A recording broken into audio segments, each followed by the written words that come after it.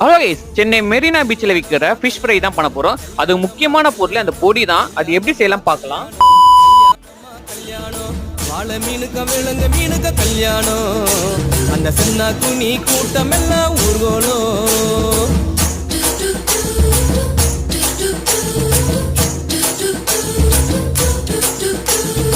ஊர்வலத்தில் ஆடி வரும் நண்டு தானே நாட்டியம், ஐயம் மேளத்தாளம் முழங்கி வரும் வங்கிற மீன் வாத்தியம்.